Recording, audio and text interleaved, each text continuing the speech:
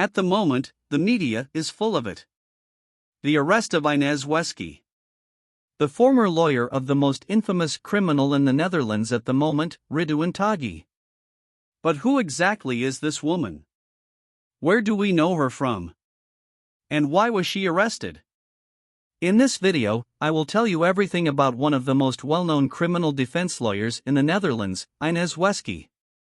But before I do that, I want to ask you to subscribe to my channel so you don't miss any videos. Inez Natalie Weski was born in 1955 in Rotterdam. She is the youngest daughter of a big family. She excelled in school, being very intelligent and a good learner. Later, she pursued a law degree at Erasmus University in Rotterdam. In 1978, she was officially sworn in as a lawyer. Her specialization primarily lies in international criminal law. After her studies, she starts working at her sister's company. Her sister, Miriam Weski, is also a lawyer and has had her own law firm in Rotterdam since 1976. They became known as the Weski sisters. Inez describes herself as a workaholic and a control freak. She also admits to being suspicious, which is a necessary trait in her profession. Inez Weski is a striking figure. She has a very distinctive appearance. She almost always wears black eye makeup, has black hair, and consistently dresses in black clothing. Her appearance makes her unique but also noticeable. It's not something you see often. Not only her appearance is unique, but she also has a very outspoken personality. This is evident in her media appearances. She is assertive, can react fiercely, and is unapologetic in her statements. She speaks her mind but always remains reasonable. She is definitely not someone who beats around the bush, and she won't hesitate to confront you if necessary. The 68-year-old criminal defense lawyer never reveals much information about her private life. This is entirely understandable, considering the dangerous criminals she comes into contact with during her career. However, we do know that she has a son who is also a criminal defense lawyer and works at his aunt's law firm, just like his mother. She also has grandchildren and is a huge cat lover. Inez is extremely busy with her work. She even works on weekends and rarely takes vacations, as she considers them unnecessary and a waste of time. When Inez is not occupied with her work, she enjoys painting in her studio. She has a great passion for art. She excels at her work, and it shows. This has primarily led her to become one of the top criminal defense lawyers in the Netherlands. She possesses extensive knowledge of criminal law, politics, and legislation. She gained increasing recognition by representing well-known defendants as their lawyer. Inez Weski has represented several well-known and high-profile individuals as a defense lawyer over the past decades. She was, for instance, the lawyer for Gus Koenhoven, a prominent Dutch businessman and director of various companies. On April 21, 2017, he was convicted of illegal arms trafficking and complicity in war crimes in Africa. He was sentenced to 19 years in prison. She also represented Desi Bouterse as a criminal defense lawyer. The former president of Suriname was convicted in 1999 and sentenced to 16 years in prison for his involvement in cocaine smuggling. This case received extensive media coverage. Furthermore, she also served as the lawyer for Dutch arms dealer Theodore Kranendonk. He sold over 30 bazookas to the 'Ndrangheta, a criminal organization in southern Italy. In 2010, he was arrested in Rotterdam, where he had been hiding in the Weenetoren building. Before Theodore Kranendonk was sentenced to 11 years in prison, he had been on the run for a remarkable 11 years. This case also received significant media attention. Inez occasionally makes television appearances as well.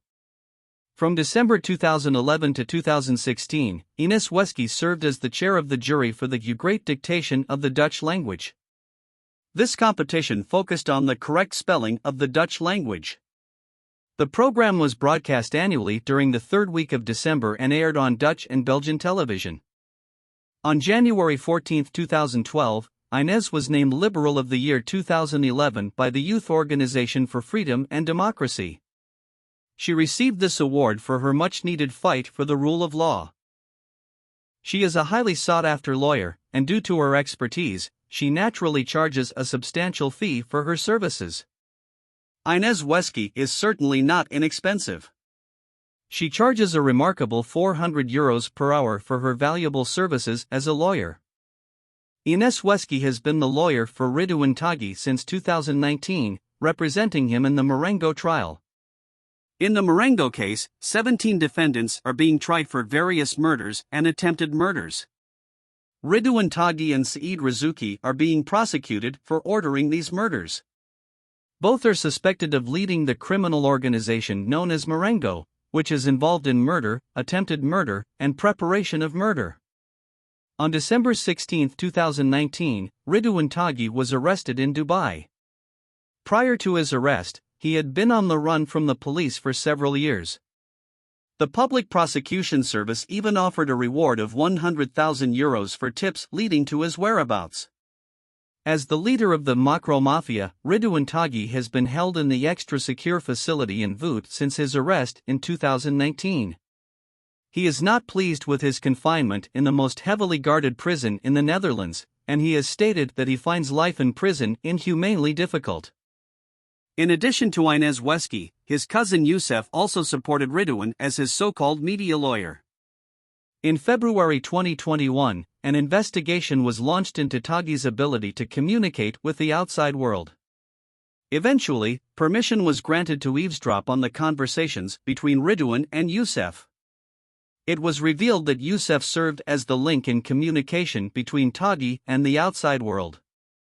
It also emerged that Taghi, with the help of Youssef, was involved in escape attempts. On December 8, 2021, Youssef was arrested for his involvement. He has been sentenced to 5.5 years in prison. Despite being referred to as small at times, Ridwan Taghi is by no means a small-time player. He is even suspected of orchestrating assassinations while in custody. During the trial, 3 individuals associated with the key witness, Nabil B., were already murdered. Nabil's brother was killed on March 29, 2019, after 2 failed attempts the day before. The murder took place 6 days after it was revealed that Nabil B. was the key witness in the Marengo trial. On September 18, 2019, Dirk Weersum, the lawyer representing the key witness, was also assassinated. Ridwan Taghi is suspected of involvement in these killings. Indeed, he is also suspected of being involved in the murder of crime journalist Peter Ark de Vries, who was acting as a confidant to the key witness. As we all know, Peter Ark de Vries was tragically killed in Amsterdam on July 6, 2021.